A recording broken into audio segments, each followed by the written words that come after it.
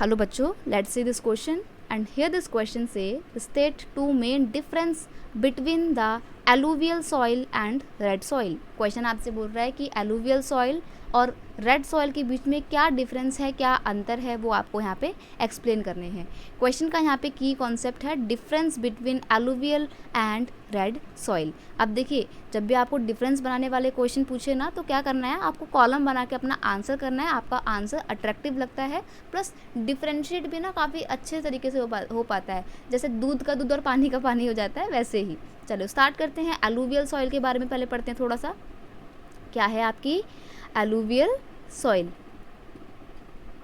देखिए, alluvial soil is very fertile as it is rich in the mineral nutrients like potash and the lime. देखिए, जो alluvial soil होती है बहुत अच्छी क्वालिटी की फर्टाइल सॉइल होती है, बिकॉज इसके अंदर पोटाश और लाइम बहुत ही प्रचुर मात्रा में पाया जाता है. वहीं अगर हम रेड सॉइल की बात करें तो इट इज़ लेस फर्टाइल. ये एलुवियल सॉइल के कंपैरिजन में कम फर्टाइल होती है, because it is deficient in potash, nitrogen, lime and the humus.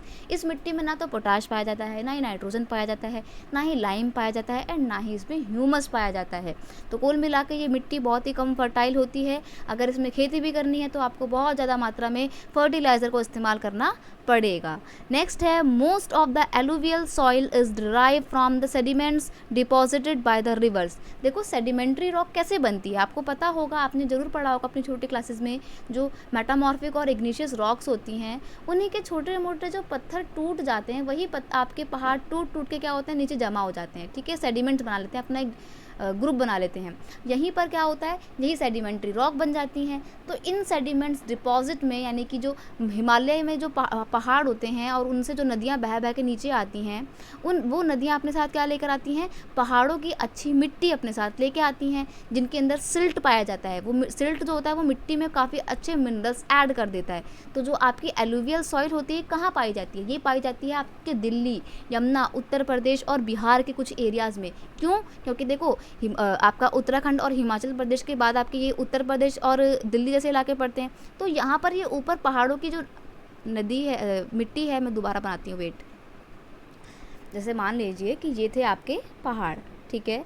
अब यहाँ पे बारिश होती है बहुत तेज़, और यहाँ फिर नदियाँ आती हैं यहाँ से बह बह के. तो जो नदियाँ यहाँ से बह के नीचे आ रही हैं, तो वो नदियाँ क्या कर रही हैं, अपने साथ इन पहाड़ों की मिट्टी की जो अच्छे पोषक तत्व हैं उनको बहा के अपने पानी में ले आती है.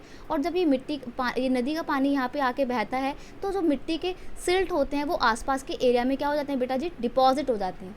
तो इन सिल्ट के डिपोजिशन से, सेडिमेंट्स के डिपोजिशन से जो मिट्टी बनती है वो होती है आपकी एलुवियल सॉइल. और क्योंकि मैंने आपको बताया कि वो मिट्टी अपने साथ ऊपर के पोषक तत्वों को, न्यूट्रिएंट्स को बहा के लाती है, तो मिट्टी कैसी होती है, बहुत ही बेस्ट क्वालिटी की होती है, बहुत ही फर्टाइल मिट्टी होती है. तो ये एलुवियल सॉइल की फर्टिलिटी के पीछे का रीज़न है. अब रेड सॉइल की बात करें तो most of the red soil has been form due to the weathering of ancient crystalline and metamorphic rock. देखो, वेदरिंग का मतलब क्या होता है, देखिए इसको भी आप थोड़ा सा एक डायग्राम से समझिए. ज्योग्राफी को ना डायग्राम के माध्यम से ही आप समझ सकते हैं. Without diagram it is quite impossible to understand geography. देखिए, जैसे आपका ये रॉक है, ठीक है, पहाड़ है ये आपका. अब मान लीजिए कि ये आपका इग्निशियस रॉक है या मेटामॉर्फिक रॉक है, जो कि किससे बनता है, इग्निशियस रॉक जो पृथ्वी के अंदर का जो मैग्मा होता है, जो बाहर निकल के फूट जाता है, ज्वालामुखी वॉल्केनिक इरप्शन जो होते हैं, उससे बनता है आपका मेटामॉर्फिक और इग्निशियस रॉक. ठीक है. अब जैसे गरम गरम लावा आके इसने अपना पहाड़ बना लिया है, बारिश हो गई है ऐसे में, ठीक है. तो जो बारिश होने की वजह से यहाँ पे जो यहाँ का जो लावा था वो ठंडा हो गया है. और ये ठंडा हुआ लावा ही आपका पहाड़ बना देगा, पत्थर बन जाएगा. तो इसको बोलते हैं विदरिंग का प्रोसेस, ठंडा और गर्म हो जाना. और ठंडा और गर्म हो जाने की वजह से जो पहाड़ बना, उस पहाड़ से टूट टूट के जो मिट्टी बनी, वही मिट्टी आपकी रेड सॉइल होती है. क्योंकि आपका लावा भी तो रेड कलर का होता है, तो लावे के पहाड़ से टूट के जो मिट्टी बनी होती है वो कैसी होती है, रेड सॉइल होती है.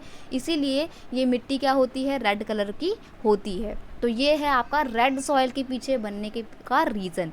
एलुवियल सॉइल और रेड सॉइल कैसे बनी, आपने इसके पीछे का रीज़न समझा, और कौन सी मिट्टी ज़्यादा फर्टाइल होती है, क्यों होती है, क्या पाया जाता है, ये आपने जाना. तो ये मेन डिफरेंस होते हैं दोनों के बीच में. I hope you understand it well. Best of luck.